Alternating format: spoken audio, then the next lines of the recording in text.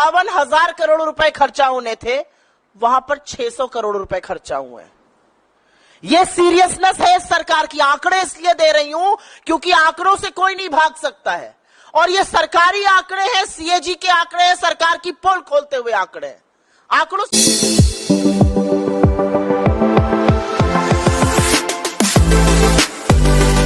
Rail मंत्री इस्तीफा दो, रेल मंत्री इस्तीफा दो, रेल मंत्री मुर्दाबाद, रेल मंत्री मुर्दाबाद, रेल मंत्री इस्तीफा दो। यूथ कांग्रेस जिंदाबाद, यूथ कांग्रेस जिंदाबाद, यूथ कांग्रेस जिंदाबाद, मंत्री इस्तीफा दो, रेल मंत्री मुर्दाबाद, रेल मंत्री इस्तीफा दो, रेल मंत्री इस्तीफा दो, यूथ कांग्रेस।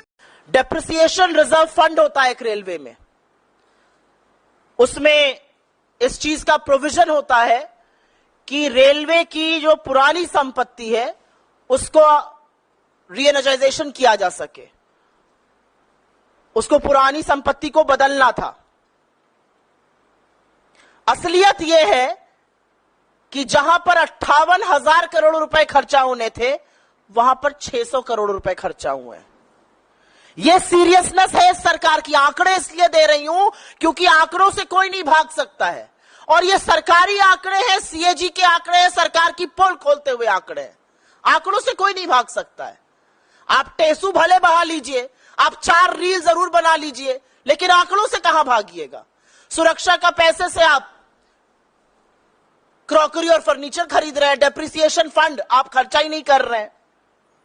रेल जो सबसे भरोसेमंद साधन होता था, आज लगातार लेट चल रही है। मुझे याद है एज अ स्टूडेंट मैं लखनऊ से दिल्ली और दिल्ली से लखनऊ बहुत करती थी, और कभी संशय नहीं रहता था। जब शुरू में नौकरी भी ज्वाइन करी थी तो संडे रात को लखनऊ से बैठो, मंडे सवेरे पहुंचो, तड़ाक से ऑफिस पहुंच जाओ। आज नहीं पता इस बात का। आज नहीं पता है कि ट्रेन 4 घंटे लेट होगी या 5 घंटे लेट होगी या 9 घंटे होगी या 24 घंटे लेट होगी।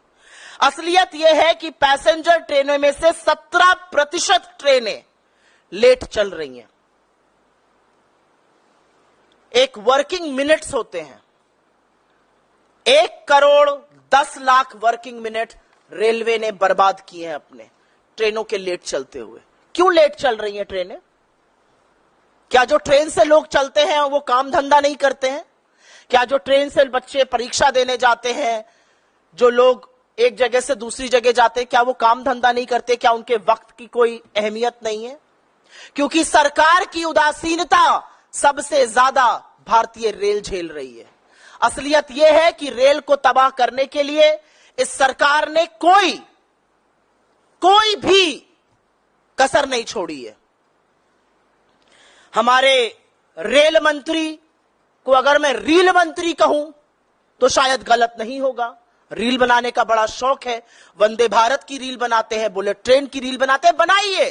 अरे 5 नहीं 50 बुलेट ट्रेन लाइए, लेकिन जो बेसिक रेल यात्रा लोगों के लिए है उसको तो सुरक्षित करिए, उसको तो सुचारू करिए। क्या मिल रहा है आपको रेल को बेचकर, रेल की जमीन पर हड़प कर, रेल को निजीकरण करके? क्या मिल रहा है आपको? लोगों की जेब पर सिर्फ और सिर्फ डाका डाला जा रहा है। बार बार कहा जाता है नैतिक जिम्मेदारी लीजिए और इस्तीफा दीजिए। वो तो होगा नहीं। हम मांग जरूर करेंगे लेकिन वो होगा नहीं।